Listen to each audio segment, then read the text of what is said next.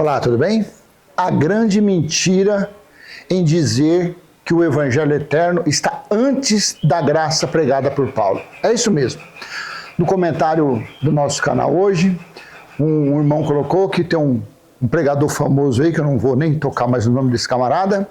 Ele disse, esse irmãozinho, ele ouviu esse pregador dizendo que o Evangelho eterno está antes da graça pregada por Paulo. Olha aqui, gente, isso é um crime. Isso é uma adulteração bíblica que não tem tamanho.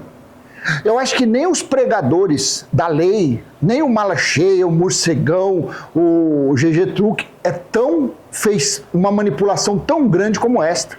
Como que o Evangelho eterno pode estar antes da graça pregada por Paulo, se o Evangelho foi estabelecido eternamente durante o Apocalipse 1:10, durante o dia do Senhor? E o dia do Senhor, Paulo não esperava esse dia do Senhor, Paulo não esperava a vinda de Cristo, Paulo não esperava o toque da sétima trombeta. E o Evangelho, que é o reino de Deus, não foi estabelecido exatamente quando foi tocada a sétima trombeta? Em Apocalipse capítulo 10, versículo 7,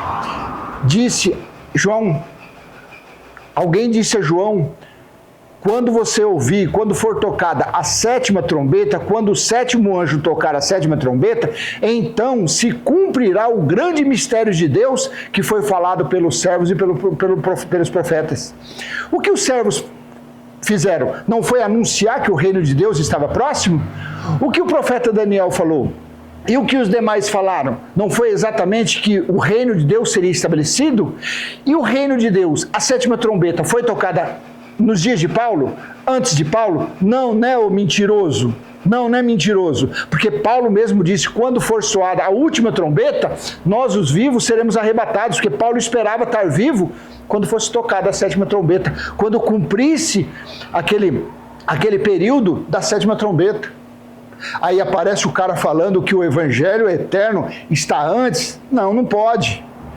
Quando você lê Apocalipse 11:15, Cristo passou a reinar eternamente. Ou seja, o reino de Cristo de Deus foi estabelecido em Apocalipse 11:15. E Apocalipse 14 disse: o anjo estava com o reino de Deus eternamente, o Evangelho eterno para proclamar a todos que habitam na terra, a toda tribo, língua, nação e povo. Ou seja, a todos que habitam na terra. Por isso que ele se tornou, em vez de evangelho igual nos dias de Jesus ou nos dias de Paulo, ele se tornou evangelho eterno. Algo que nunca se acaba. Por quê? Porque quando ocorresse o juízo, quando o juízo estivesse em andamento, o evangelho se tornaria eterno. Sabe onde está escrito isso? Em Daniel capítulo 7, versículo 13, na visão de Daniel, eu tive uma visão da noite, ou seja, um sonho, e vi alguém como o Filho do Homem vindo por sobre as nuvens. E quando ele veio por sobre as nuvens, ele se apresentou ao quem? Ao ancião de dias. Veja no versículo 9 e 10, ancião de dias era Cristo, que estava sentado no seu trono glorioso, julgando a nação de Israel. Então, durante esse juízo, durante essa vinda metafórica do Filho do Homem por sobre as nuvens, é que se cumpriu o versículo 14 de Daniel 7.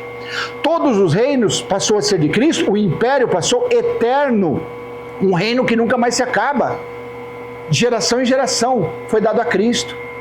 Então veja a mentira escancarada, que, segundo essa pessoa colocou no comentário, diz que esse pregador falou que o Evangelho eterno está antes de Paulo. Meu Deus, que absurdo, gente. Sabe o que é isso? É que a pessoa, ela não sabe outra coisa, ela é assim, ó, ela não sabe outra coisa a não ser as epístolas paulinas. Inclusive mente, falando que Hebreus foi Paulo que escreveu. Então, essa pessoa, o entendimento está há anos desse jeito, mas o orgulho não permite que essa pessoa saia dessa bolha, não permite que essa pessoa tire os tapas que está do lado dos seus olhos para ver a esquerda e a direita, para examinar numa visão periférica, visualizar tudo. Não, o orgulho não deixa. E a pessoa fica aí mentindo, enganando, explorando as pessoas, mantendo as pessoas burras, ignorantes, orelhudas, vivendo em uma época que não existe mais, uma época que foi dado o fim, vai fazer 2000 anos. Tudo que ele fez foi maravilhoso? Claro que foi. Foi soberano, foi espiritual? Foi, mas naquela época, naquele tempo. Ele teve que anunciar isso para os gentios, para os gentios também ter conhecimento que Cristo fazia parte da vida deles, que eles também no Espírito eram filhos de Cristo, eram filhos de Deus. Então Paulo veio fazer isso, conforme está escrito na Bíblia, só que Paulo esperava o Evangelho se tornar eterno. Paulo esperava ser estabelecido eternamente o reino de Cristo. E só foi acontecer isso quando começou o Apocalipse 1:10, quando começou o grande e terrível dia do Senhor, que durou 3 anos e meio, de 66 à metade do ano 70. Foi nesse período que o Evangelho foi estabelecido. O juízo só pôde acontecer, o dia do Senhor só pôde acontecer quando Cristo tomou posse dos reinos da terra. Quando ele tomou posse dos reinos, aí sim. Então ele tinha que dar fim ao antigo dono, ele tinha que despejar aquele antigo dono. E quem era o antigo dono daquele reino? Era Moisés. No capítulo 12 de Apocalipse, versículo 10, do versículo 7 ao 10, você vê falando, houve uma guerra no céu, onde Miguel lutou contra o dragão e tal, mas o dragão e seus anjos saíram derrotados. Foram os judeus. Você vê que Miguel ali representava o quê? A justiça de Deus, e a justiça de Deus foi usada através de quem? Através dos gentios, os soldados romanos, que foi instrumento de vingança para Deus. Contra quem? Contra os judeus, que mataram os profetas, que prendiam, que mataram até Jesus, que mataram Paulo, Pedro, e assim por diante. Então é uma grande mentira dizer que o Evangelho eterno existe antes de Paulo. É uma mentira, uma covardia. Gente, não tem nem palavra, tá bom? Então vou deixar essa pequena mensagem para você. Se foi útil, você curte, comenta, compartilha, se inscreve, ativa o sininho. Não é verdade. O Evangelho só se tornou eterno durante o dia do Senhor. E esse dia do Senhor, Paulo aguardava, Paulo esperava o grande juízo de Deus, tá bom? Tchau, tchau.